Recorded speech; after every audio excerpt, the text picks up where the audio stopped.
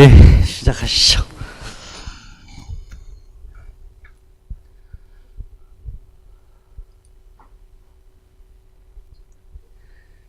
네, 오늘 우리가 구조를 파악해야 될 부분이 이 부분입니다. 우리가 어디까지 공부한 거냐 하면 여기까지 공부한 거예요. 여기까지. 이 위에서 이 속에 뇌실이 있어요. 뇌실. 뇌실이 여기서부터 연결되어져서 그 끝이다. 나머지는 거기서부터 분화되어져 나온 세포들이 뭉친 거다. 이런 개념으로 보시고, 뇌실이 네 개가 있었죠. 양쪽에 측 뇌실이 있고, 그래서 가운데로 쭉 뻗어 나왔고, 제3뇌실이 있고, 제4뇌실이 있고, 그래서 제4뇌실은 여기에 있잖아요. 그래서 손해를 만드는 거고, 제3뇌실이 이걸 다 만드는 거다. 그 다음에 측뇌실이 쭉쭉 뻗어나서 대뇌가 된 거다. 그래서 구분할 때는 이 속에 있는 제3뇌실이 만든 부분, 그게 시상이거든요. 시상과 시상하부, 거기서 쭉 뻗어나온 뇌하수체. 나머지는 원래는 대뇌로 구분을 해요.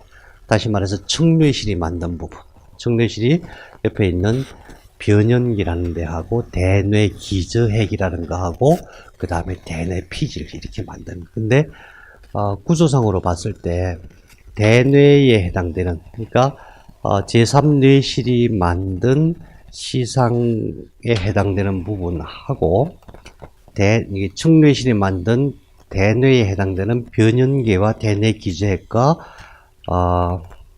대뇌 피질 중에서 대뇌 피질 빼고 나머지는 같은 위치에 존재를 해요. 그래서 그걸 그냥 같이 간뇌와 더불어서 변연계, 대뇌 기저핵 이것을 같이 공부하는 거죠. 같이 파악해야 할 수가 있어. 안 그러면은 이거 따로 떼놓고 또 이거 따로 때려 공부하면은 막 무지하게 헷갈려요. 얼마나 헷갈리는지 몰라요. 그래서 우선 제일 속에 있는 뇌실부터 파악을 하는 거죠. 뇌 전체로 봤을 때 뇌실이 이렇게 있다. 그런데 뇌실이 양쪽에 두 개가 있잖아요. 그래서 원래 그림에 이렇게 그려야 되죠. 여기 하나 더 있는 거예요. 이렇게. 이해가 되시죠? 양쪽에 두 개가 있는 거예요. 두 개가 있는데 그 두 개가 합쳐져서 중앙에는 제3뇌실인데 제3뇌실인 하나만 있는 거죠. 측뇌실은 두 개가 있고 제3뇌실은 하나만 있다. 근데 이제 나중에 왜 헷갈리냐면은 두 개가 있으니까 두 개 사이에 빈 공간이 있을 거 아니에요. 거기에 이게 하나 있어요. 이게 뭐냐 하면은 뇌궁이라고 해요. 뇌궁. 포닉스라는 뇌궁이라는 게 존재를 해요. 그래서 뇌궁하고 뇌실하고 막 헷갈리고 나중에 이제 꼬리에 가고 또 헷갈리고 해마 형성체하고 막 헷갈리고 그래요. 그래서 제일 중앙에 뇌실이 있는데 뇌실과 뇌실 사이에 빈 공간이 있어서 그것을 채우고 있는 공간이 있는데 그게 뇌궁이란 게 있다. 뇌궁도 이렇게 앞에서는 두 개를 쭉 갈라져요. 이렇게 반원 형태로 이렇게 만들어져고 두 개로 갈라지니까 두 개로 갈라진 그 사이에 또 틈이 생기잖아요. 거기에 중격이란 게 있어요. 이 뇌궁 두 개 사이에 여기 있는 것을 중격이라고 해요. 중격. 뇌중격. 격이란 게 떨어져 있다는 뜻이잖아요. 그것을 믿고 있는 데가 있다. 그래서 뇌실이 있지만 뇌실과 뇌실 사이에는 뇌궁이라는 게 있고 뇌궁은 뇌실과 비슷한 형태로 존재를 해요. 그 다음에 그 사이를 메꾸고 있는 중격이라는 게 있다.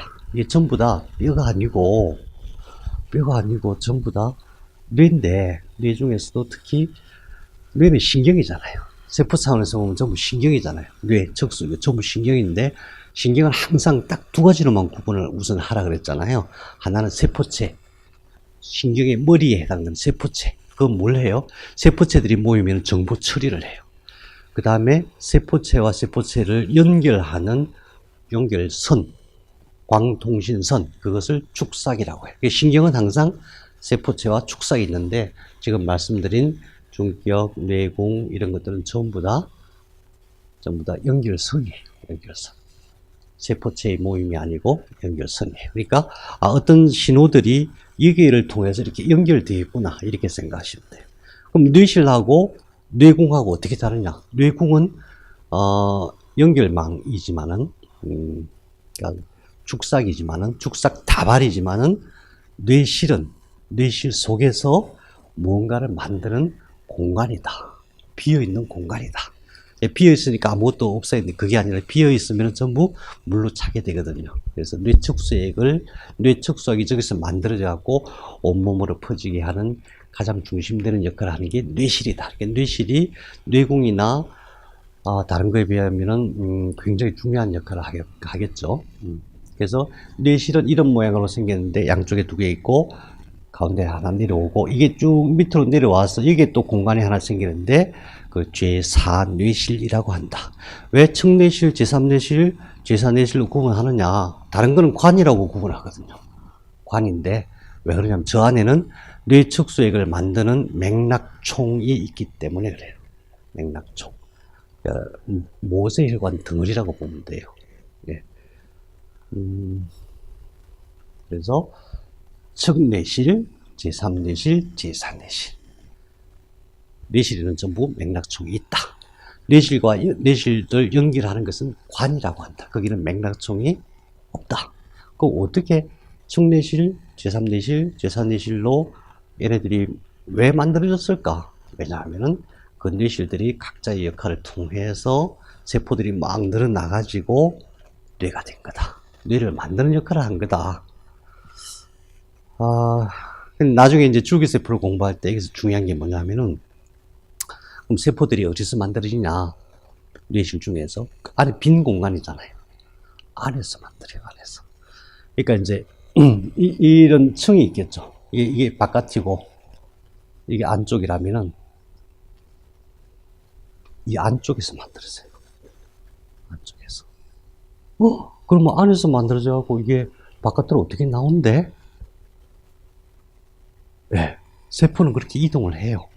이동할 수 있는 거예요. 그러니까 우리가 생각할 때 이런 모양이니까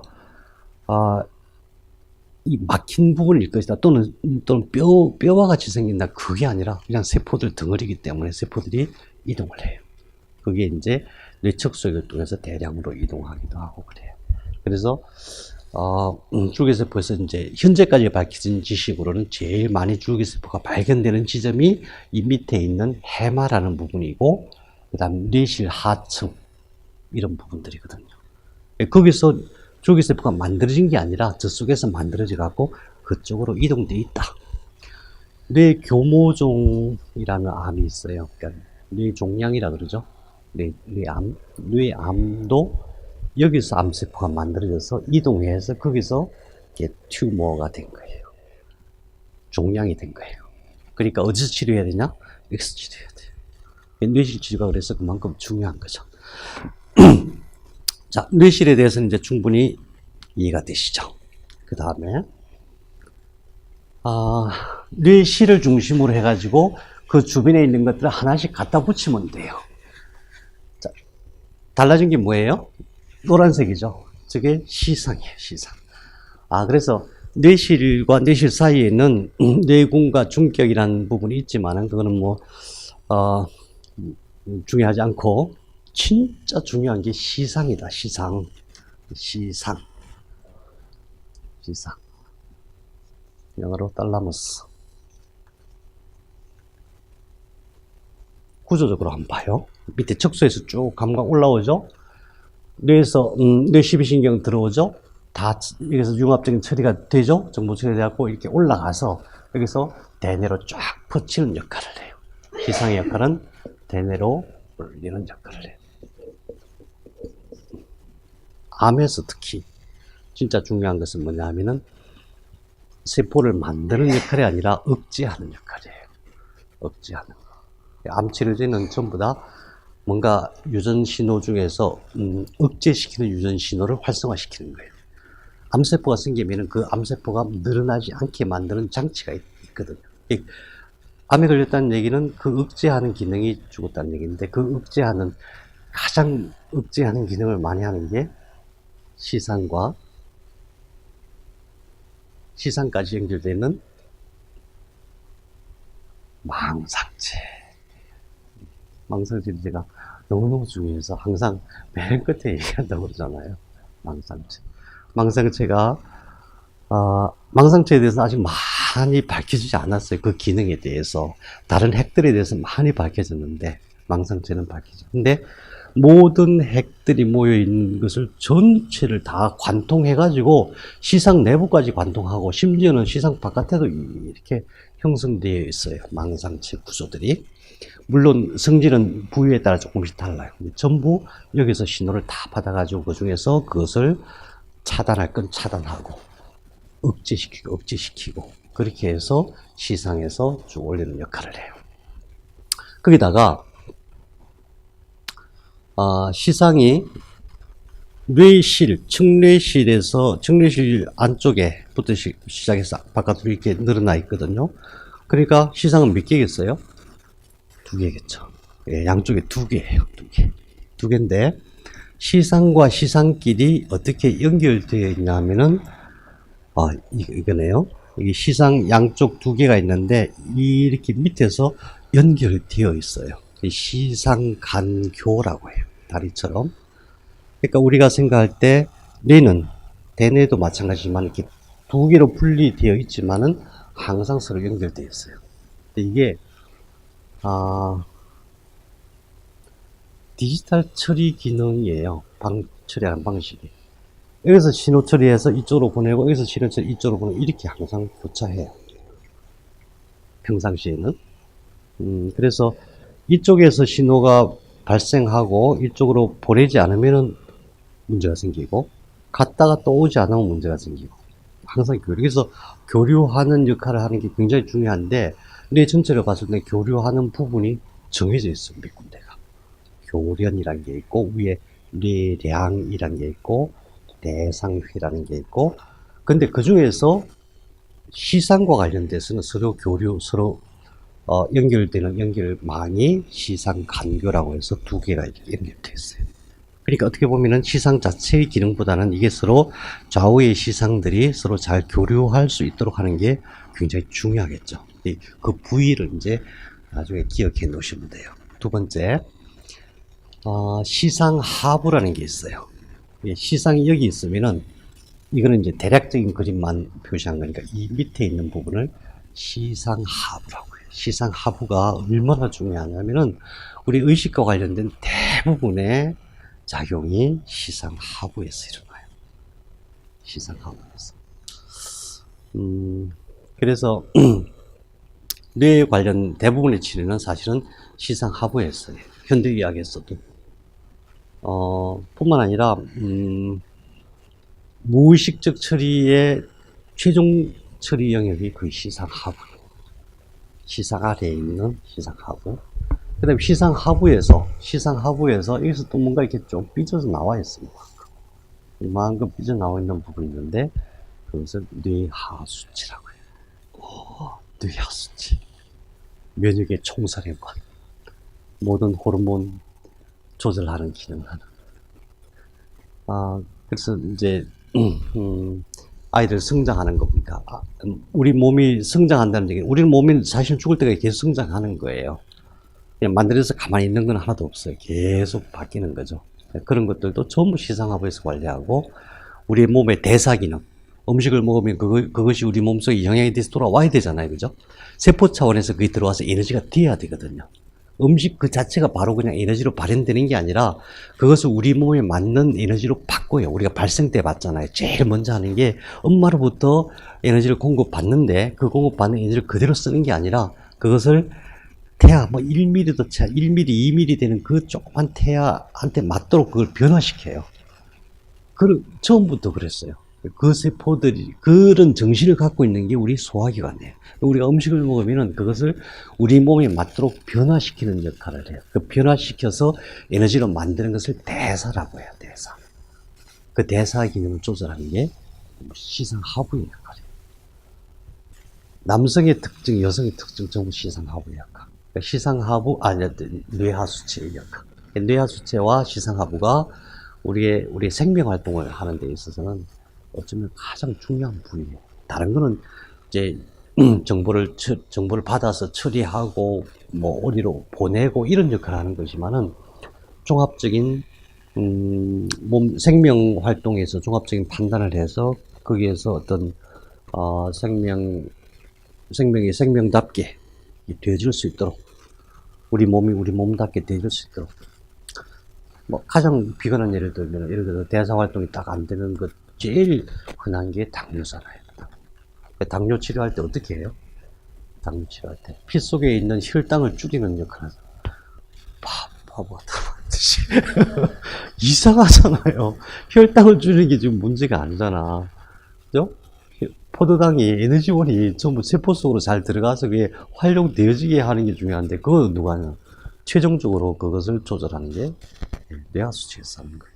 뇌하수체에서. 예. 화학적인 어떤 물질을 만들어서 한다 호르몬 그건 이제 그렇게 연구되어져 있지만은 그 물질을 만든다. 그 물질을 누가 어떻게 만드느냐. 쟤네들 뭐 생산 공장도 아니고 무슨 계획서가 있는 것도 아니고 일꾼들이 있는 것도 아니고 세포 아주 조그매요. 그 세포 차원에서 세포들 차원에서 정보예요, 정보. 그래서 더 깊이 들어가야 돼. 그냥 세포 차원에서 뭐가 일어난다 이게 아니라 그래서 자꾸 들어가보면 그 생각이네 생각. 사람의 생각, 의식 그거네. 그럼 당뇨도 그럼 생각 때문에 당뇨가 생기는 건가? 맞아요. 맞아요. 폐암이 왜 걸려? 폐암. 사람이 너무 고집세고 다른 사람 포용하지 못하고 까칠하고 그런 폐암 걸려.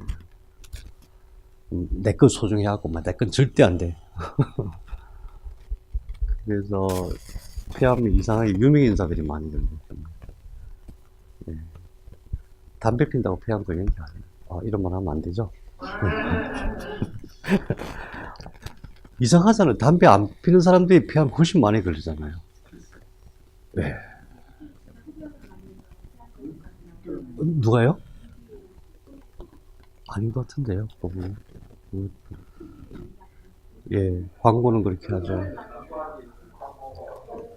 예, 유명한 목사님들, 유명한 스님들, 유명한 대기업 회장들 거의 대부분 폐암이에요.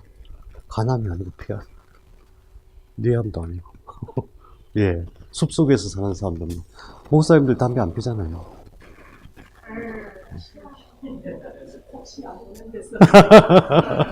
네, 일본에서 연구한 게 폐암 한 60%가 비흡연자예요.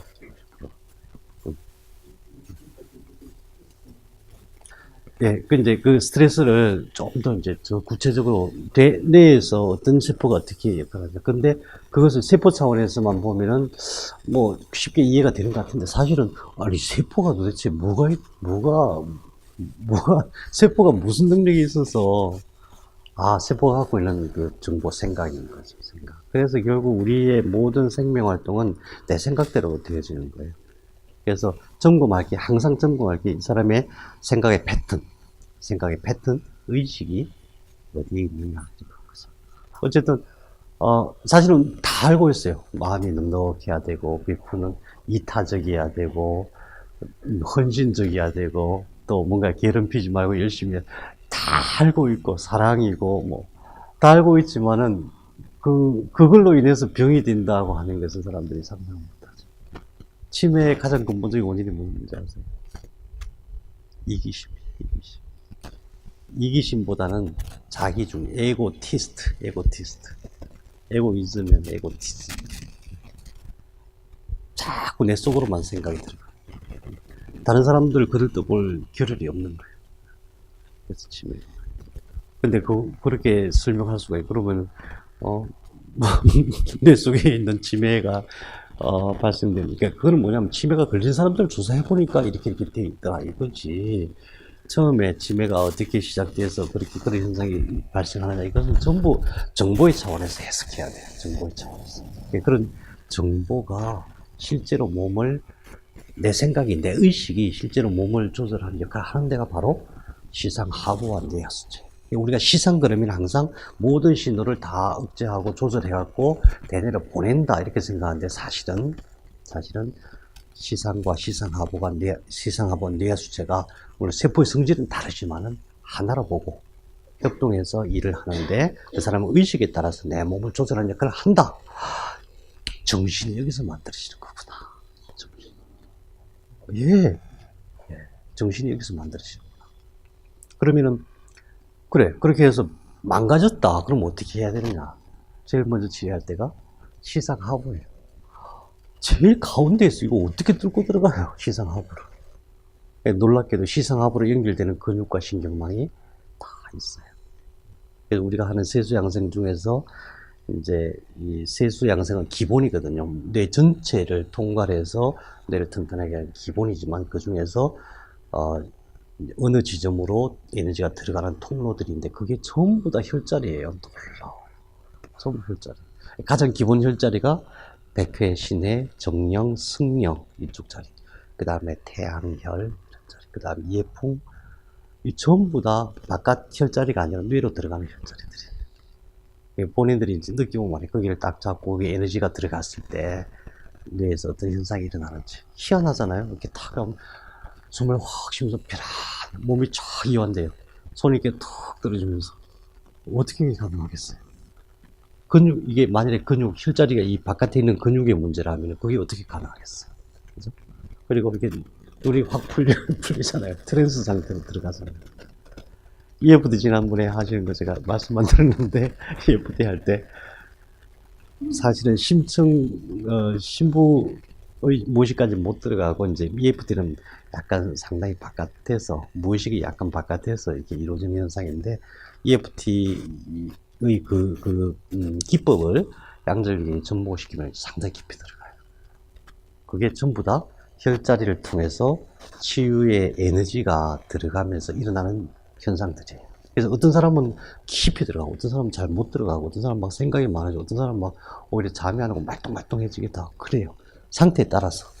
근데 그런 것들이 전부 대뇌에서 일어나는 현상이 아니라 시상하부와 뇌하수체에서 일어나는 현상들이다.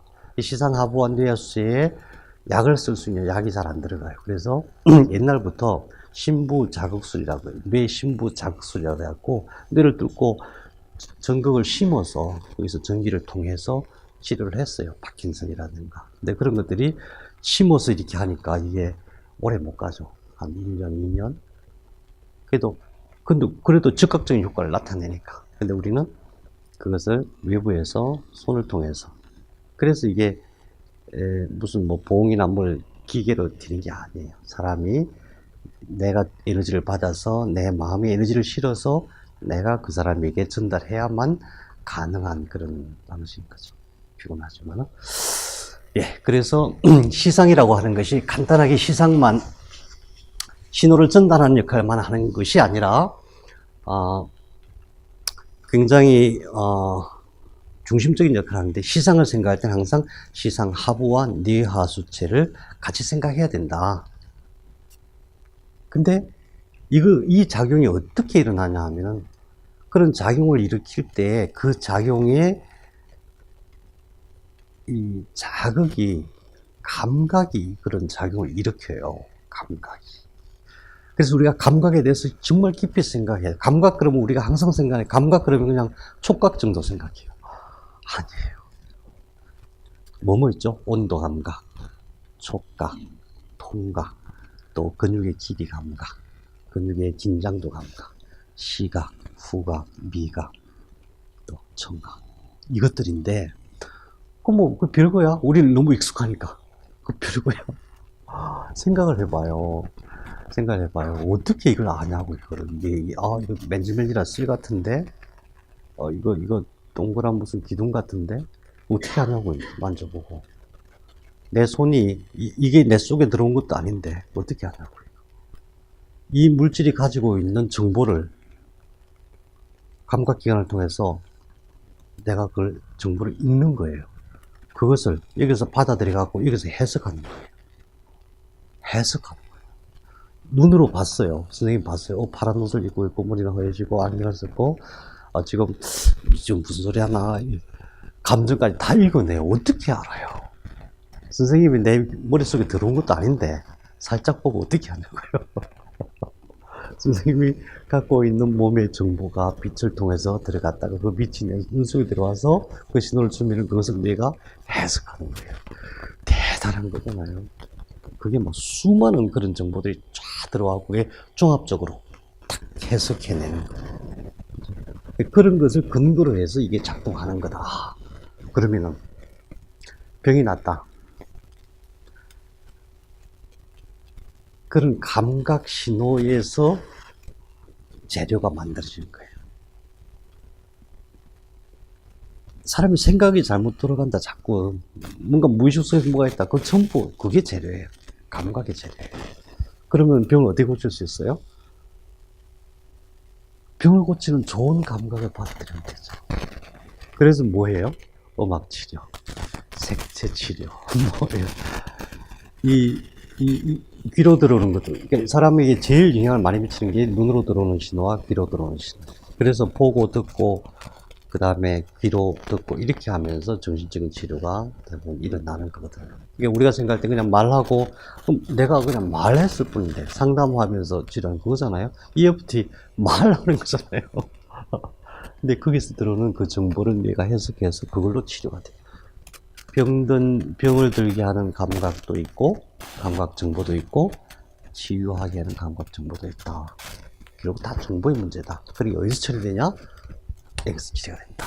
그러니까 제 아무리 치료의 기법이 뛰어나도 시상하부와 뇌하수체 쪽이 망가졌다 그러면 되겠어요? 안 되겠어요? 안 되죠. 될 수가 없죠. 자, 그래서 이제 시상에 대해서는 사실은 굉장히 깊이 공부했는데, 시상 이것 자체의 모습은 이래요. 이렇게 구분해요. 굉장히 여러 부분으로 구분을 해요. 지금 이거 하려고 그러면 머리 아프죠, 그죠? 지금 이건 나중에 시간 날 때, 심심할 때.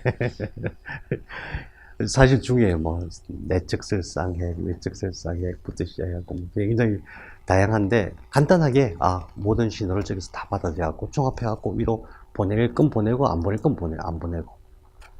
그래서 거기에 따라서 내가 기분이 행복하기도 하고, 슬프기도 하고, 우울하기도 하고, 다 이겨서 일어나요.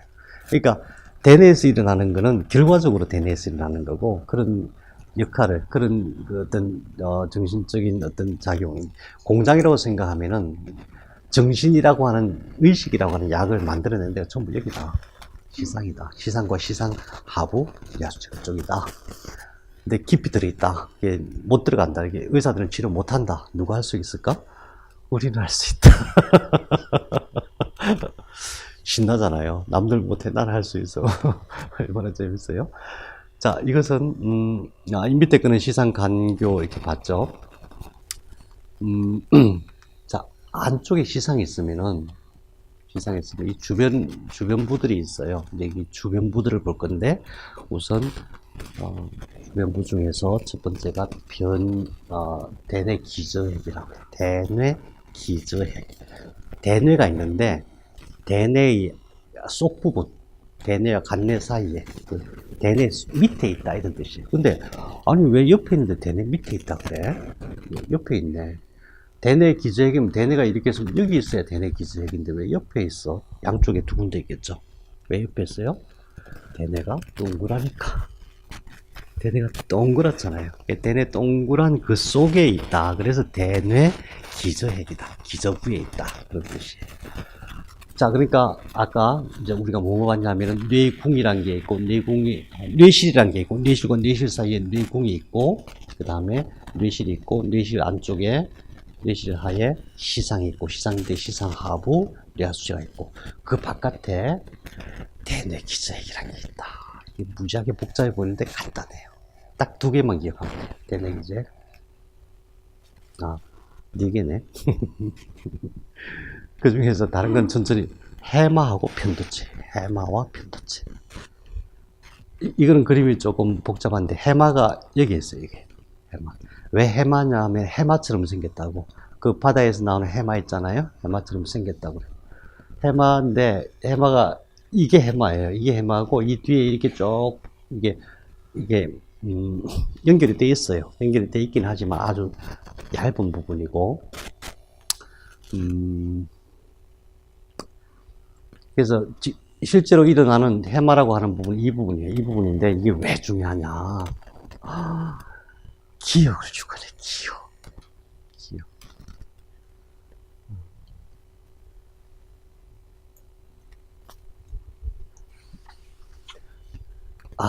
기억.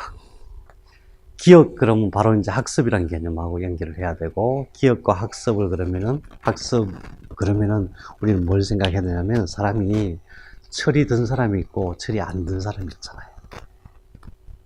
철이 안 들면 어때요? 골치 아프죠.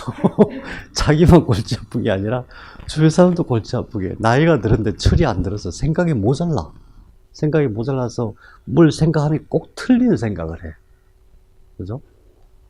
이렇게 하면, 옆에서 보니까 이렇게 하면 분명히 망하는데 꼭 그게 옳다고 생각해.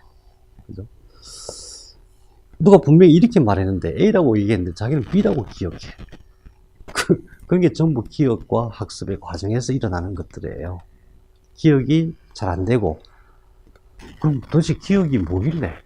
기억이 뭐길래? 우리가 공부하는 것도 이게 누군가가 막 생각해서 정리해 놓은 것들을 또 내가 받아들이고 그렇게 되는 거죠. 그게 전부 기억이고 학습이잖아요. 그러니까 기억과 학습이 잘 안 되면은 이 세상을 힘들게 살 수밖에 없어요. 거꾸로 기억과 학습이 잘 되면은 어떠냐면은 제일 먼저 연애를 잘해요. 사랑을 잘해요. 왜냐하면은 연애라고 하는 게 막 엄청 끌리는 에너지잖아요. 끌리면서 내가 어떻게 해야 될지를 잘 생각해서 해. 상대방을 생각하면서. 저 사람이 무슨 말 했는지 다 기억하고, 무엇을 좋아하는지 다 기억하고, 내가 어떻게 해주고 싶은지 이런 거 다 생각하면서 해. 근데 그런 생각 못 해. 분명히 저 사람은 나는 싫어라고 했는데, 아니야. 내가 좋아하는 걸 거야. 좋다는 말을 싫다고 표현한 걸 거야. 뭐 이따 이런 생각하고. 이렇게 하면 저 사람이 좋아할 거야. 하도 안 좋아하는데, 막, 이런 거 있잖아요. 연애를 잘해야 행복하잖아요. 애들 제일 중요한 게 연애를 잘해야 되잖아요. 연애를 못하면 그때부터 불행이 시작이잖아요. 어떻게 정리가 안 되잖아요, 정리가. 감정적으로. 그러니까 연애를 잘하는 게 참 중요하고, 사랑을 잘하는. 그 다음에 두 번째가 기억과 학습이 잘 되면 공부를 잘해요. 공부라는 게 다른 게 아니라 많이 암기한다 이게 아니라 잘 생각하는 거거든요. 잘. 논리적으로 하나하나 자료를 잘 생각하고 잘 정리하고 그런 거죠. 엄청 집중하는 이유는 그게 여러 가지 복잡한 변수들을 잘 정리해서 그것이 나한테 엄청 감동으로 탁 와서 엄청난 와 정말 대단하네. 우리 저거 만들 때 약간 옆에 그러잖아. 야 이거 대단한 거야 그러시잖아요. 그러니까 공부를 잘한다는 얘기는 그렇게 집중해갖고 여러 가지 지식들을 잘 연결해서 소중한 하나의 지식으로 만들어내는 거잖아요. 그걸 잘하는 사람이 공부를 잘하는 거죠. 다른 사람들은 그런 생각을 못 해봤는데, 이 사람은, 와, 신기한 생각을 했네. 그걸 실험해보니까 맞네. 검증이 되니 맞네. 공부를 잘해. 두 번째, 사업을 잘해요. 왜 사업을 망해요? 내 경험대로 해봤는데, 내가 전에는 이렇게 하니까 됐는데, 안 되는 거야. 이렇게 하면 사람들이 되게 좋아할 줄 알고 막 팔았는데 하나도 안 팔리는 거야. 이렇게 하면 돈이 중간에 잘 들어올 줄 알았는데 돈이 막 맥히는 거야. 사업이라는 게 진짜 종합예술과 마찬가지잖아요. 모든 부문에서 다 정확하게 잘 생각해서 하면은 실수 없이 잘 되잖아요. 뭔가를 꾸밀 때. 꼭 말의 사업이지, 삶을, 어른이 돼서 자기 삶을 이끌어 나갈 때 제일 모든 게 사업이죠. 그죠? 그게 직장 생활이든, 장사를 하는 거지, 어떤 물건을 만드는 것이든, 영위하는 모든 게 사업인데, 잘할 수 있어요. 그게 어디서 오느냐? 기업과 학습. 기업과 학습의 과정 속에서 잘 이루어져야 돼요. 그러니까 인간이 행복하게 사는데 절대적으로 필요한 게 바로 이 부분이구나. 그래서 해마와 편도체가 그렇게 중요해요. 특히 해마와 편도체 중에서는, 해마는 주로 기억인데, 기억이라고 하는 것은 단기 기억과 장기 기억이 있어요.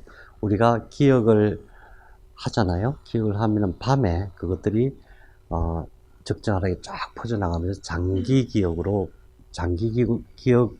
처리하는 영역으로 이동을 해요. 그러면 우리가 책을 보면은 그 책에 있는 글자들이 해마에 저장되었다가 잠잘 때 어디 따로 저장되나? 이렇게 생각하시는데 기억은 뇌에 저장되는 건 아니에요. 그럼 기억이 어디 저장되죠? 기억이. 한번 생각해요. 옛날에 내 슬펐던 기억. 그게 나한테 병이 됐다면은 내가 어렸을 때 상처받은 그 기억이 어디 저장되는 거예요? 저장하는 기능은 해마에서 하는데 해마에 저장되나? 처음에 그렇게 생각했어요. 처음에. 해마를 절단했더니 장기 기억은 있는데 단기 기억이 사라져요. 근데 나중에 다시 살아나요. 예. 그러니까 해마 역할을 다른 세포들이 하는 거죠. 그래서 기억은 특히나 중요한 게 뭐냐면 기억의 용량은 무한정이에요. 이거는 그냥 제가 단순히 직관적으로 말하는 게 아니라 수많은 사람들이 실험을 거쳐서 인간이 기억할 수 있는 용량은 무한대예요. 컴퓨터 뭐 몇백 기가, 뭐 1테라 이런 얘기 하잖아요. 상대가 안 될 정도로 어마어마한 많은 기억을 다 할 수가 있는데 그 기억이 뇌 속에는 저장되지 않더라. 기껏해야 기억이 뇌 속에서 일어나는 신경들의 시냅스의 발화, 파이어링, 패턴이다.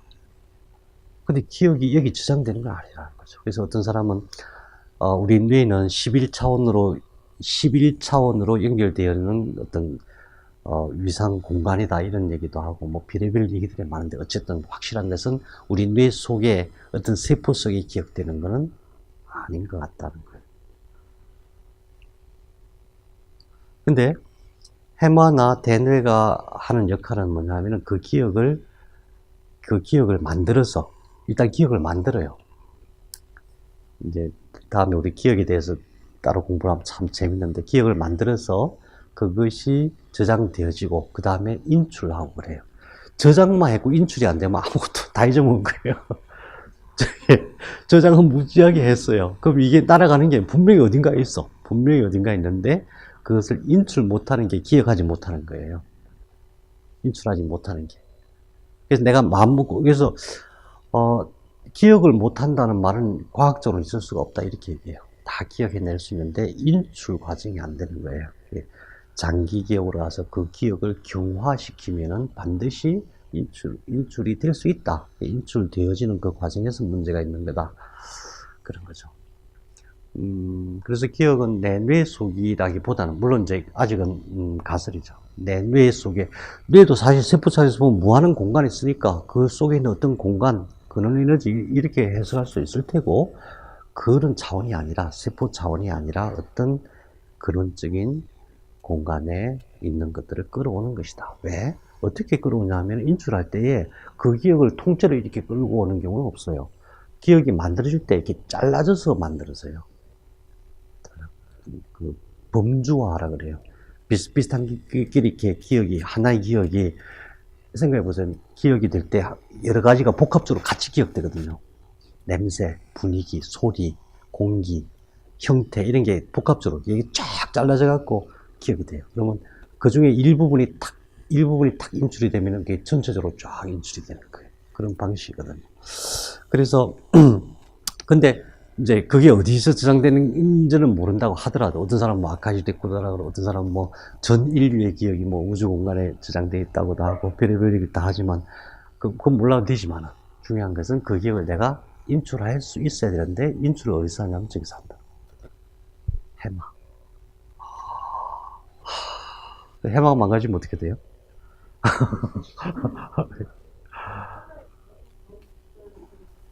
그렇지는 않습니다. 예. 또 기억도 해마 혼자 다 하는 건 아니에요. 해마는, 그래서 제일 중심입니다. 기억은 그런데 거기에 항상 우리 감정이 따라와요. 감정.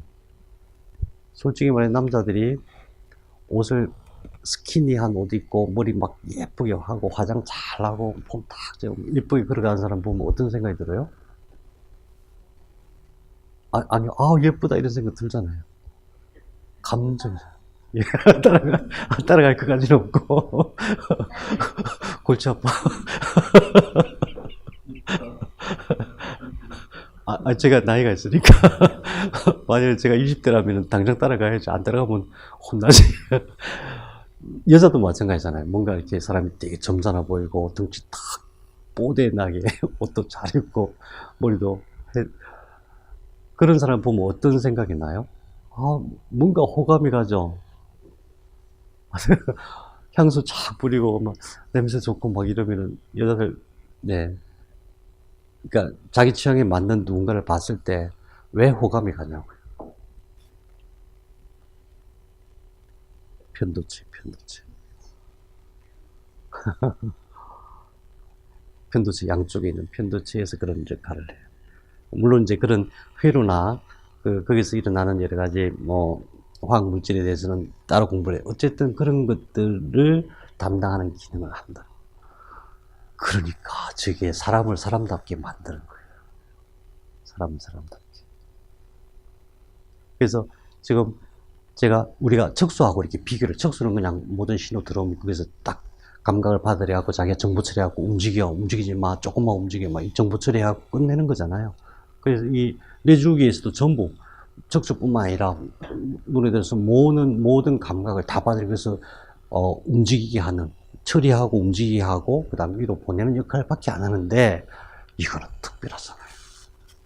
기억과 감정, 그걸 통해서 의식이 만들어지고, 더 놀라운 것은 무의식도 여기서 만들어져요. 무의식.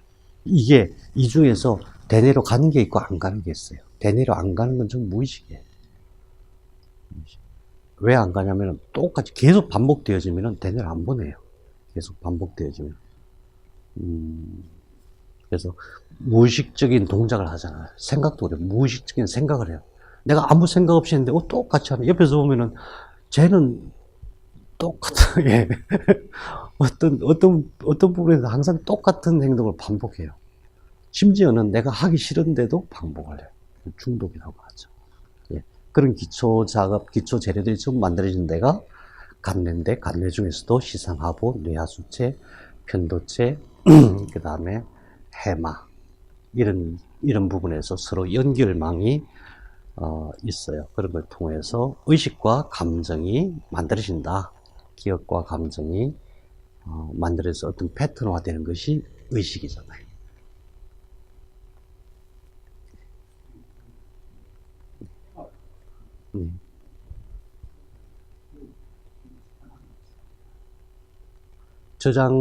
저장을 시키고 인출을 하고 하는 역할을 하는 거죠. 그 속에 저장된다고 보기는,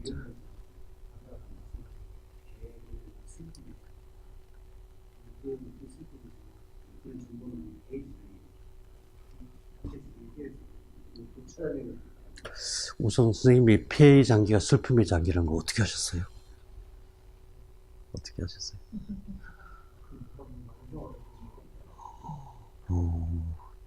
황제 내경에 나오는 말이에요. 폐의 장기가 폐의 슬픔의 감정이 저장되는 게 아니고요. 슬픔의 감정의 파동이 폐하고 동조가 돼요. 슬픔이 깊어지면 폐가 상하거나 폐에서 어떤 작용이 일어나죠. 예.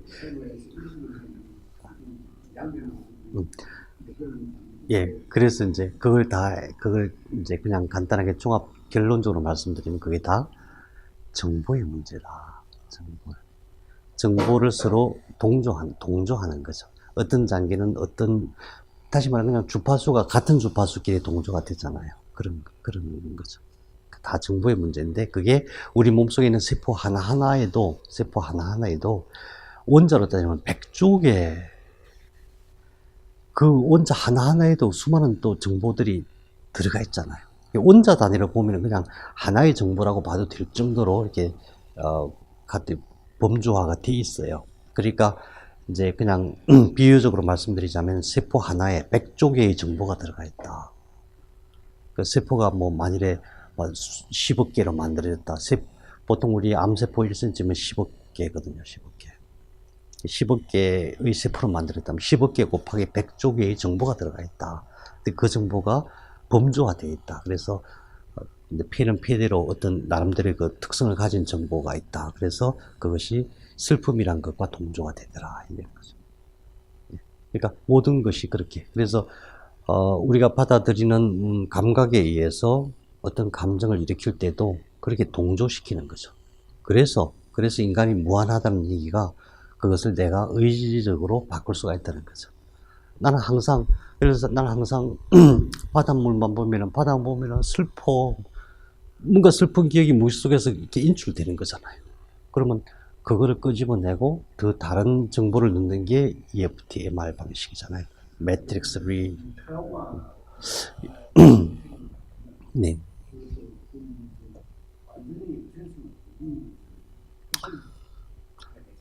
이제 그래서 저는 그것을 이제 과거를 바꿀 수가 있다고 이렇게 글을 써놨거든요. 과거를 바꿀 수가 있다. 트라우마 과거잖아요. 과거가 어디 멀리 있어갖고 내가 그 시점으로 다시 돌아가서 그 사건을 싹 바꾸고, 예를 들어서 20년 전에 너무 절절한 사랑을 했는데 헤어졌다. 그래서 그게 나한테 트라우마로 남았다. 여자를 싫어하거나 미워하거나 막 슬퍼 뭐 그런 거 있잖아요. 그러면은 그 과거를 바꾸려면 어떻게 바꿔야 돼요?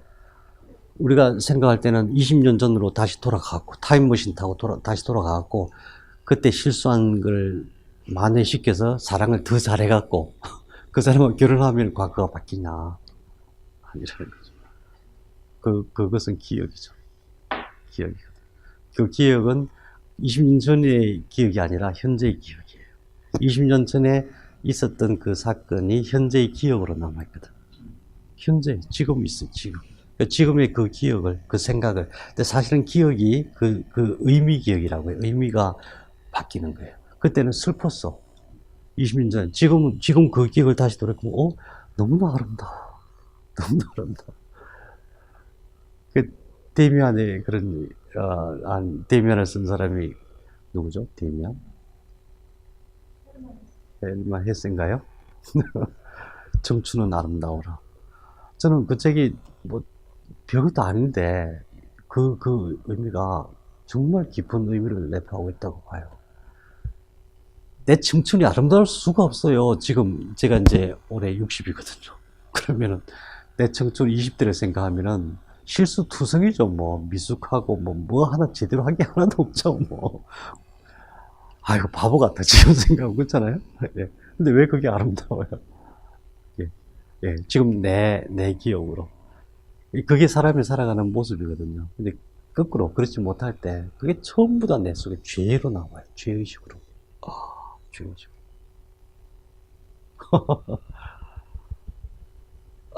근데 그걸 제대로 보는 거죠. 가만.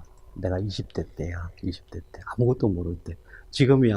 공부도 많이 하고 많이 경험하고 그래서 그때 아무것도 모를 때 이렇게 했구나. 그 어린 나이에 어떻게 이런 기특한 생각을 했지 이러면서 자기 기억을 다시 바라보는 거예요. 그러면은 그게 과거가 바뀌는 거예요. 근데 그걸 양자물리학적으로 또 해석해 놓은 게 있어요. 시공간이 일치하는 게 아니라는 거예요. 지금 우리의 시공간이 동일선상에 있는 게 아니에요. 이게. 달라요. 지금 현재 여기의 시공간과 저 베트남의 시공간이 달라요. 위치에 따라서 다르고, 그 이제 거기서 계속 발전하면 평행우주 이론이 나오죠. 그래서 그 평행우주 이론에 의하면 지금의 나가 여기 있는 나일 수 있고 또 다른 나일 수가 있어요. 저는 돌팔이 길을 선택했잖아요. 근데 어떤 때는 내가 경희대 한의대 갈 걸 그때 경희대 한의대 점수 별로 얼마 안 됐는데 경희대 한의대 갖고 막 나도 한의사 이러면서 할 걸. 그런 나가 있을 수 있어요. 평행우주상으로. 내가 선택할 수 있는 거죠. 근데 이제 그것을 제가 참 신비한 경험을 했는데, 그런 생각이 이 우주를 확 바꿔버려요. 현실을. 그래가지고 내가 진정으로 원하는 세상을 내가 스스로 창조할 수가 있어. 아이고, 너무 이상한 데로 갔어요. 어, 어쨌든 중요한 것은 내가 만든 거예요. 다들 어떤 생각하면 나는 막 뭔가 잘못해서 찌질해서 생각 안 그래요. 내가 만든 거야. 내가 이렇게 만들려고 살은 거야. 그러니까 이 상태에서 뭔가 좀 여기에 조금 더 뭔가 더 해가지고 더 예쁘게 더 아름답게 만들 수 있어요. 지금 이 현실을 만든 게 난데 내가 상상하는 진짜 멋진 세상을 왜 못 만들겠어요? 사실은 과거에 내가 이 진짜 멋진 세상이라고 생각하고 만든 거예요. 근데 만들어 놓고 보니까 뭔가 부족한 거야. 희한해요. 사람들 다 부족해요. 사실은 부족한 게 아니에요. 어마어마한 작용들이, 어마어마한 에너지들이 모여서 내가 살고 있는 이 현실이 만들어진 건데 대단한 거거든요. 대단한 현실인데 이상하게 우리는 뒤만 돌아보면 뭔가 찌질해서 뭐 잘못한 것 같아. 뭐 잘못한 거 안 그래요. 그렇지 않아요. 자, 그래서 우선 이제 그 구조로 내실이 있고 시상 있고 시상하부 내화수체 있고 그 바깥으로 해마와 편도체가 있다. 그 다음에 또 유두체와 대상회가, 대상회는 나중에 내내할 때 할 거예요. 대상회는 이게 이제 뇌실이잖아요.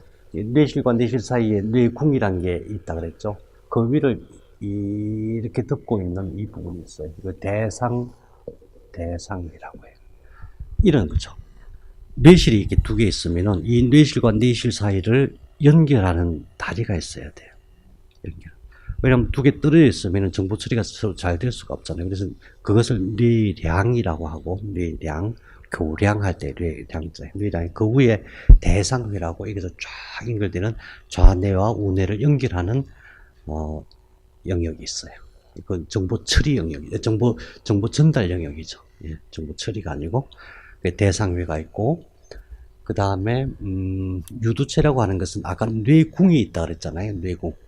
그러니까 뇌실과 뇌실 사이를 연결하는 뇌궁이라는 게 뇌궁의 끝이 이렇게 와고 여기에 유두체가 있어요. 유두체 편도 이런 것들이 전부 다 감정과 연결돼요. 감정의 어떤 정보를 처리하고 서로 연결시키는 역할을 해요.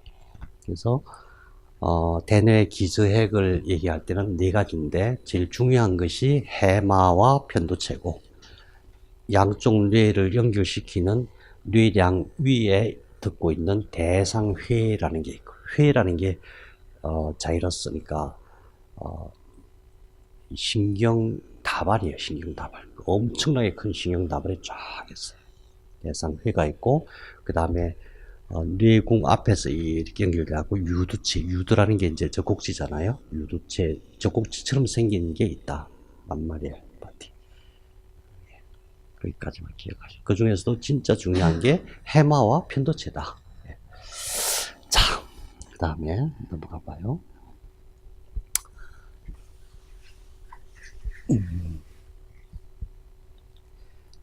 일단 대뇌 기저핵을 뺐어요. 대뇌 기저핵을 빼고 변연계라는 것. 자, 한번 기억해봐요. 우리가 지금 머릿속에 이렇게 탁 그 모양을 딱 만들어 넣으려고 하다 보니까 뇌실이 중앙에 있고 뇌실 옆에 있는 것이 시상이 있고 시상과 시상하부 그 다음에 뇌하수체 이런 위치를 이제 생각을 할 수 있고 그 다음 시상 바깥에 아래로 해서 위까지 다 연결되어 있는 대뇌 기저핵이라는 게 있는데 그게 그 중에 제일 중요한 게 해마와 편도체고 그 다음에 뇌궁 끝에 있는 유두체라는 게 있고 뇌실 그 위를 덮고 있는 뇌량 다리 위를 크게 덮고 있는 대상회라는 게 있다. 예. 이것을 대뇌 기저핵이라고 하고, 그 다음에 이제 변연계가 있죠. 변연계는 주변이란 뜻이에요. 주변에 있는 건데, 변연계는 크게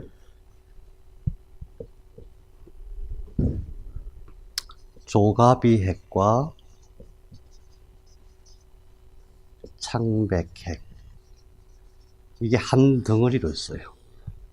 그 다음에 이걸 감싸고 있는 꼬리핵이라는 걸로 구분이 돼요. 자, 이게 머리에 들어가면은, 이제, 이게 머리에 들어가 있으면은 여유가 있기 때문에 이게 들어갈 거예요. 옆에 이렇게 하나씩 붙어 있는 거예요. 그러니까 뇌실을 중심으로 하고 뇌실 옆에 시상이 있고 변연계가 쫙 둘러 있고 그 옆에 대뇌 기저역이 쫙 둘러 있고 그 옆에 변연계가 있어요. 변연계는 딱 크게 그냥 세 가지만 기억을 하세요. 세 가지만. 하나는 조가비핵, 조가비처럼 생겼다. 조가비핵이 있고 그 안쪽에 조가비핵 내부에 창백핵이라는 게 있어요. 창백핵은 두 개로 이렇게 갈라져 있어요. 붙어 있지만 두 개로 되어 있고 그 다음에 그 조가비핵과 창백핵을 덮고 있는 꼬리핵이라는 게 있어요. 근데 그 꼬리핵이 헷갈려요. 뇌궁도 이렇게 생겼죠. 그 다음에 뇌실도 이렇게 생겼죠. 그 다음에 꼬리핵도 똑같이 생겼어요. 이게 중첩되어 있어요. 거기다 밑에 있는 해마도 밑에서 이렇게 하고 또 위로 연결되어 있죠. 편도체도 연결되어 있죠. 그래서 이게 다 중첩되어 있기 때문에 입체적으로 그걸 이해하기가 굉장히 헷갈리는 거예요. 그런데 이런 식으로 뇌실이 있고 시상이 있고 그 다음에 대뇌 기저역이 있고 그 다음에 변연계가 있다. 이렇게 하나씩 탁탁탁 붙어 있다. 이렇게 보면은 중첩되어 있다 하더라도 나중에 금방 이해하실 수가 있어요. 그래서 여기서 자, 이거는 머릿속에 들어가 있으니까 변연계 중에서 조가비핵, 창백핵, 꼬리핵 이 세 가지를 구조를 봐야 되는데 그 중에서 맨 먼저 이게 꼬리핵이에요. 꼬리핵. 꼬리처럼 생겼다. 특히 그러니까 우리가 감각을 느끼고 그게 정보 처리가 다 돼서 전두엽에서 의사 결정을 해가지고 행동으로 내려보내거든요. 순식간에 내려보낼 때 제일 중요한 역할을 하는 데가 바로 이 부분이에요. 그 중에서 이게 꼬리핵이에요. 꼬리. 모양이 어떻게 되어 있냐면은 뇌실을 따라서 이렇게 발달되어 있어요. 그럼 뇌실 안쪽에 뇌궁도 있는데 뇌궁도 이런 모양이에요.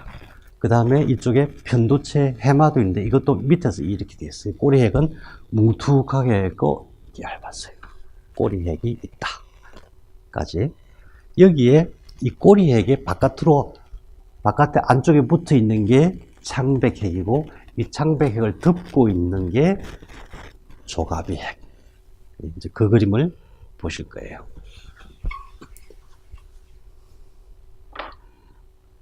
네. 꼬리핵에, 이게 뇌실이에요. 뇌실. 이게 꼬리핵. 그 다음에 이 안쪽 거는 시상이잖아요. 예. 바깥에 이게 조가비핵인데 조가비핵 속에 창백핵이 들어가 있어요. 그래서 안 보이는 거예요. 어떤 모양이냐면 이게 실제로 어떤 모양이냐면 이런 모양이에요. 바깥에서 봤을 때 꼬리핵이 꼬리처럼 이렇게 돼 있고 이 속에 창백핵이 두 부분으로 나눠서 들어가 있고 그걸 덮고 있는 게 조가비핵이에요. 왜 이게 중요하냐? 꼬리핵하고 창백핵, 조가비핵 사이가 통로가 있어요. 통로. 예. 그 통로에 비어 있는 게 아니라 비어 있다고 생각하세요. 비어 있는 게 아니라 사실은 대뇌 피질에서 온몸으로 내려가는 축삭다발이 쫙 내려가요. 어마어마하게 많은 축삭다발들이. 그래서 우리가 못 움직인다는 것은 여러 가지 다른 이유가 있을 수 있는데 저쪽에서 고장나면은 신호가 내려갈 수가 없겠죠. 그래서 꼬리핵이 있고 안에 창백핵, 조가비핵인데 그 사이 비어 있는 공간이 통로인데 그것을 내낭이라고 해요. 내낭. 내낭이 굉장히 중요한 역할을 해요.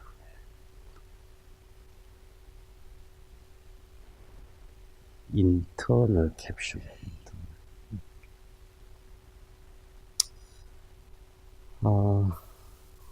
되게 단순하고 좀 지루한 감이지만 이걸 다 머릿속에 기억해 놓고 나면은 나중에 뇌 공부하기가 훨씬 쉬워요. 이게 안 들어가 있으면은 아무리 공부해도, 왜냐면 회로할 때는 막 각 복잡한 핵들이 다 나오거든요. 그걸 다 연결해야 되고 그래서 복잡한데, 어떤 증상이 이렇게 여기서부터 시작해서 이게 이렇게 가고 여기서 어떤 물질이 만들어지고 또 어떤 물질이 만들어지고 억제하고 막 이런 회로거든요. 그러니까 그때는 이제 구조를 다 알고 나면은 어떤 증상에 대해서 그것을 우리가 검증해 낼 수가 있는 거예요. 만일에 무슨 약을 처방한다 그러면 그 약이 어떤 역할을 하느냐, 그런 설명을 들을 때 딱 이해를 할 수가 있는 거죠. 근데 모르면은 뭐 그런가 보다 했더니 나중에 알고 봤더니 가능성은 20%예요. 20%라고 그러면 의사들은 20%만 해도 대단한 거라고. 아니 내가 죽고 사는데 20%가 뭐가 대단해. 제 백혈병 처음에 걸렸을 때 의사가 이제 저한테 항암제를, 아주 좋은 항암제래요. 알렘투주맙이라고. 그거 맞으면 될지도 모르는데, 가능성이, 치료율이 몇 프로죠? 이거 상당히 높대요. 30%. 그래, 그거 다 치고, 그럼 30% 그게 약효는 얼마나 가냐? 1년은 간다는 거예요. 세상에. 이게 옛날 얘기예요, 지금. 제가 올해 겪은 얘기잖아요. 이게, 공부하는 사람들 입장에서 볼 때 10년 전 얘기예요. 우리나라가 왜 이런지 몰라. 의료 시스템은 되게 잘 되는 것처럼 보이는데, 예, 이게 옛날 얘기예요. 아니, 그러니까 20, 30%의 확률을 가지고, 20, 30%의 성공 가능성을 가지고, 1년 정도 약효가 지속되는 거를 치료하는데 돈 수천만 원 써야 되고, 몸속에 있는 면역세포를 다 죽여야 되고, 30%라는 얘기는 30%, 그러니까 그 약이 그 내증상에 안 맞으면 부작용이 일어나서 사망속도가 확 빨라요. 한 3배는 빨라져요. 그런데 그걸 하라는 거예요. 내가 미쳤어요. 내가 미쳤냐고. 그리고 난 다음에 안 되면은, 골수를 뭐 이식하라고. 골수 이식하면 그럼 다 나아요. 아니래. 거의 대부분 제발 안 돼. 왜 하냐고. 그런데 가족은 또 그게 아닌가. 그걸 안 한다고 막 쌩 난리를 치고 어디로 도망가고 싶더라고요. 네. 네. 반드시 죽는 길이네, 이게. 확실하게 죽는 방법이네. 나는 이 생각밖에 안 드는데. 다른 사람들은 그거 안 한다고 막, 큰 누나한테 혼나서요. 제가 제일 무서워하는 사람이 큰 누나거든요. 이 여자는 정말 다 무서운 줄 알았어요, 정말. 근데, 그게 무슨 뜻이냐면은, 공부 안 하면은, 그럼 다른 방법이 없느냐? 있죠. 다른 방법이 왜 없겠어요. 얼마든지 있죠. 그래서 저는 내년부터 참 재밌을 것 같아요. 암 치료가 안 되는 거다가 이제는 되는 거예요. 암은 치료 되는 걸로 이제 이론적으로 다 나와 있어요. 근데 아직 병원에서는 꿈도 못 꾸고 있어요. 왜냐하면 법과 제도를 따라야 되니까. 그게 임상실험, 전임상 1상, 2상, 3상 해갖고 그거까지 내가지고, 그럼 돈도 수천만 원, 수천만 원이에요. 수십억 들어간다, 그죠? 수백억 들어간다. 10년 이상 걸리고. 그래갖고 약이 나올 때까지 어떻게 기다려. 세상이 이렇게 빨리 돌아가는데. 예, 그래서 알아야 된다는 거죠. 이 구조가 공부하기가 되게 재미없죠. 재미도 없고, 의미도 별거 아닌가? 그렇지만은, 이 구조를 모르면은, 사람의 생각이 어떻게 작동하는지, 사람의 감정이 어떻게 작동하는지 공부할 수가 없어요. 예. 꼬리액, 조갑액, 창백액까지 했어요. 그러면 이제 전체적으로 보면 이렇게 되는 거죠. 자, 이제, 우리는, 눈을 집중해서 보면은, 제일 먼저, 뇌실이 보이죠? 뇌실이 두 개잖아요. 양쪽에. 측뇌실과 측뇌실 사이에 뇌궁이란 게 있고, 포닉스. 그 다음에 뇌실 안에는 뇌실 하부, 뇌실이 동그랗게 이렇게 돼 있잖아요. 그럼 그 밑에 제3뇌실이 있는데, 제3뇌실 양쪽으로 붙어 있는 게 시상이다. 시상 밑에는 시상간교라고 해서 다리가 붙어 있다. 뇌실과 뇌실 사이에는 위에서 뇌량이라고 다리처럼 이렇게 붙어 있다. 서로 연결되어 있다. 그 다음에 시상은 시상 밑에 시상하부가 있다. 사실 시상은 좀 복잡해요. 뭐 시상 전액, 시상 후액, 뭐 시상 하액 이런 것들이 있지만은 시상이 있고 시상 하부가 있고 그 밑에 뇌하수체가 있다. 이것이 기억을 의식을 만드는 중요한 역할을 한다. 그 다음에 대뇌 기저핵이라고 그 부분 시상과 뇌실을 감싸고 있는 부분이 있는데 그 밑에 시상 밑에 이렇게 있는 것이 해마 기억을 주관한다.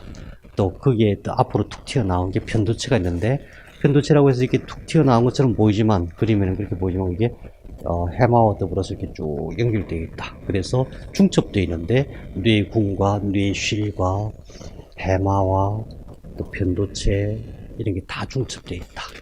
그 다음에 또 그 바깥으로 변연기가 있는데 변연기는 꼬리핵과 안에 있는 창백핵과 조가비핵이 있다.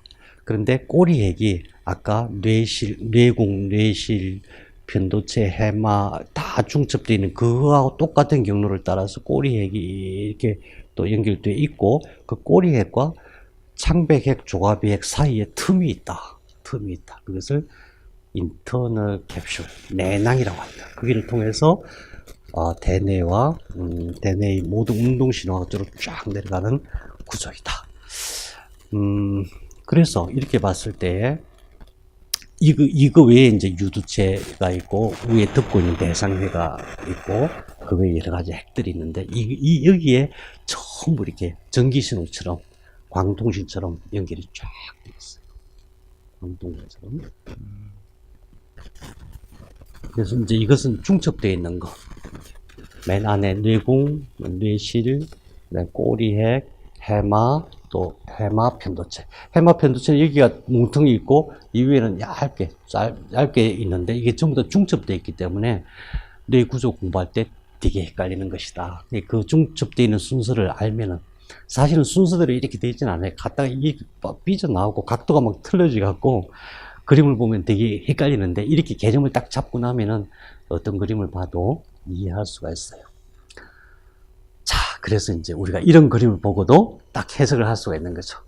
이제 공부할 때 보면 책이 이런 식으로 나와요. 이런 식으로 나와도 우리는 알 수가 있죠. 안에 뭐가 동그란 게 있네. 뭐겠어요? 이건 뭘까? 시상. 예, 시상. 예. 그 다음에, 여기에는 뇌실은 빠져 있어요. 뇌실이 없는 그림이에요. 뇌실은 없으니까, 뇌실 안쪽에, 이거? 뇌궁. 여기 두 개가 중요하다 그랬죠. 하나가 해마, 편도체, 이렇게 다 연결돼 있고. 그 다음에 뇌량이 두 개의 뇌를 이렇게 연결하고 있고, 그 위를 덮고 있는 것이 대상회. 이 밑에 시상하부. 이게 시상이니까, 이거. 뇌하수체. 이 조그만 부분이 그렇게 중요하다고? 시상하부 뇌하수체가 정말 중요해요. 시상하부 뇌하수체로 연결되는 경혈을 찾는 것이 중요해요. 우리 늘 제가 얘기하지만 아무도 관심을 안 기울여서 저는 더 이상 얘기를 안 하는데 왜냐면 너무 쉽거든요. 너무 쉬워요. 그냥 경혈자 딱 얘기하면 바로 그거예요. 너무 쉬워요. 그냥. 놀라워요. 근데 현대의학이 그걸 따라가는 것 같아요. 우리 혈자리 중에서 낙각이라고 했어요. 낙각 혈자리가 희한한 기능을 엄청 많이 해요. 삼성병원이었나? 어디 병원에서 희한하게 좌측 낙각자리를 전기자극하니까 그 사람이 옛날 기억을 막 다 살려내는 거야. 기억을. 이런 사람들이. 근데 어떤 미국에서는 또 여기를 자극했더니 공중부양이 아니라 그 뭐죠? 유체 이탈을 하는 거예요. 오른쪽에. 제가 여기를 자극했더니 어떻게 느꼈어요? 제가 여기 양절주로 낙가가 쫙 하면 어떻게 되겠어요? 무의식으로 깊이 들어가요. 그러면은 그것을 대뇌 피질에서 해석을 하자면 아무것도 해석이 안 돼요. 대뇌 피질 각 영역이 다 있거든요. 아, 여기서 어디로 들어가서 어디가 연결된 거구나. 어디로 지금 에너지가 연결된 거구나. 전부 이 안쪽에 있는 핵들이에요. 그래서 이 구조를 딱 머릿속에 집어넣고 나중에 그 주변 핵들과 핵이 연결되는 경로, 거기서 어떤 현상이 일어나는지를 이해하면은 사람에 대해서 깊이 이해할 수 있는 거죠. 신기하죠? 이 구조를 모를 때는 이 그림 보면은, 아이고, 뭐야. 그냥 넘어가지. 아, 유두체 나오네, 유두체. 이게 유두체예요. 유두체. 뇌궁에, 이게 뇌궁의 앞부분에 이렇게 나와 있다 그랬잖아요. 유두체. 이게 편도체, 해마. 이거는 뭘까요? 12뇌신경 할 때. 앞으로 쭉 여기로 나와 있는 거. 후신경몽을, 예, 후신경몽. 후신경은 유일하게, 다른 건 전부 다 뇌줄기로 다 들어가서 이렇게 정보 처리가 되는데, 후신경이 유일하게 여기서 바로 대뇌로 딱 들어가고, 바로 즉각적인 정보 처리를 하죠. 위험 신호를 받아들이니까. 예, 야, 좋아요. 예. 저는, 저런 그림을 보고 이해하는데 몇 달 걸렸어요. 책마다 다 달라요. 지금 다시 한번 여러분들께 책을 한번 공부를 해보세요. 진짜 머리 쥐나요. 네. 이제 우리 이런 그림 보면은 뭐 이거야 뭐 아주 간단하구만 이렇게 나오죠, 그죠? 네. 뇌량, 이게 뇌량이 뭐예요? 예. 뇌실 중간 뇌궁 그 위에서 좌우뇌를 이렇게 연결하고 있는 다리, 예, 그 위를 덮고 있는 게 대상회. 그다음 뇌궁이 뭐예요? 뇌실과 뇌실 사이 빈 공간을 채우고 있는 거. 이게 뇌실이 안 보이네. 뇌실을 안 써놓은 거죠. 그 다음에 이게 해마 방회라고 있네. 해마예요. 해마 있는데 해마의 역할을 하는 데가 있고 그 옆에 있는 옆이란 뜻이죠. 해마. 그러니까 해마도 형성체 여러 가지 복잡한 구조로 되어 있어요. 이 그림 보면은 이게 후광몽을 코로 들어가는 거 후광몽을 그 다음에 이게 뇌궁이 여기 있으면, 여기 뇌실이 이렇게 있겠네? 그럼 이 안에 뭐가 있어요? 시상이 있겠네? 편도가 여기 있네. 편도가 여기 있으면 해마도 이렇게 연결되겠네. 중첩되어 있죠? 유두체 여기 있네. 유두체. 뇌궁에서 와고 유두체. 그 다음에 여기에 분명히 그러면은 뇌량이 있겠네. 이 위를 덮고 있는 게 대상회가 있겠네. 전부 다 정보를 전달하는 역할을 하는 경로들이에요. 그러니까 아직은 뇌를 치료할 때 저런 부분 손도 못 대요. 못 열잖아요. 근데 전기는 어딘지 다 들어갈 수가 있죠. 그 다음에 이 그림은 뇌하수체 부분을 확대. 이게 편도, 유두체. 이렇게 이제 편도, 유두체, 해마. 이렇게 그려놔도, 이게 어떤 구조다 딱 이해할 수 있죠. 해마가 뇌실을 따라서 이렇게 쫙 연결되어 있는데, 이게 엄청 큰 부분이 있고, 편도가 이렇게 나와 있지만, 사실은 이 속으로 해마 뒤쪽으로 해갖고 이렇게 연결되어 있다. 그런 거 알 수가 있죠. 그 다음에 이게 시상이라는 거고, 그 다음 뇌궁 끝에 유두체 있고, 여기가 시상하부. 이게 시상이니까 여기가 시상하부. 그러면 뇌하수체는 이쪽으로 있겠네. 이해가 되시죠? 자, 그래서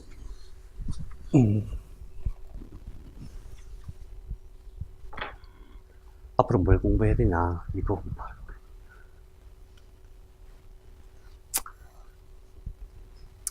회로 중에서 제일 간단한 회로예요.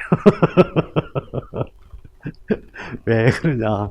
오른쪽 그림 보이죠? 저게 실제로 MRI를 찍은 거예요. 이게 왜 중요하냐면은, 각 기능이 다른 그 축삭 다발별로 색깔을 다 염색을 따로 하고 찍어낸 거예요. 이게 사실은 이제 우리나라의 그 조장희 박사님이 저쪽으로 아주 세계적으로 유명하신 분인데 저걸로 부족하다. 저것보다 더 높은 해상도 7테라짜리로 지금 작업을 하고 계시죠. 근데 그것보다 훨씬 더 선명하게 하면 훨씬 뇌의 구조나 그 기능이 더 자세히 알 수가 있다고 그래요. 신기해요. 근데 신기한데 가운데가 뻥 뚫려 있어요. 뻥 뚫려 있다는 축상이 없다는 뜻이에요. 그 다음에 아까 내낭 얘기했잖아요. 인터널 캡슐. 어마어마한. 네. 그리고 이거 봐요. 이거. 각자 다 다른 기능을 하는 것들이에요. 근데 이것이 놀랍게도 거의 다 밝혀져 있어요. 이거는 이제 표면. 그러니까 실제로 실물을 보면은 똑같아요. 이거 그냥 연두부 조각처럼 보여요. 근데 이것을 그 속에 있는 세포마다 다 똑같은 기능을 하는 세포별로 따로따로 이렇게 염색을 시켜요. 그게 사실은, 그래서 생물학은 염색 학문이라 그럴 정도로. 어떤 세포를 뭘로 염색시킬 수 있느냐, 없느냐. 염색을 못 시키면 못 찍어내니까. 네, 그렇거든요. 그래서 이거는 이제 횡단면이에요. 네, 횡단면. 그래서 이런 구조들을 공부를 할 건데, 욕심을 내갖고 100% 완벽하게 공부해야지 그러면 머리가 터질지도 몰라요. 그런데 가장 중요한 몇 가지가 있어요. 예를 들어서 파페츠 회로라는 게 있어요. 기억과 관련된 회로. 그 다음에 도파민 회로. 제일 중요해요. 도파민, 세로토닌 회로 얼마나 중요한지. 에피네프린 회로. 이런 우리에게 이미 알려진 아주 중요한 그런 회로들만 잘 이해해도 굉장히 뇌에 대해서 우리가 잘 다룰 수가 있는 거죠. 그럼 이런 것들은 뭐 뇌과학자들이나 하는 거지 우리는 하면 안 되냐? 그 사람들은 뭐 공부하려면 얼마나 복잡하게 공부해요. 우리는 그냥 그렇구나 그걸 받아들이고 그걸 치료에 적용할 수가 있으니까. 치료 적용을 어떻게 해요? 뇌에 대한 치료 적용을 감각으로 하는 거거든요. 여러분들께서 보시기엔 저는 맨날 전기로만 하는 거 아니에요. 모든 감각, 촉각도 치료해요. 촉각. 말 엄청난 치료예요. 엄청난.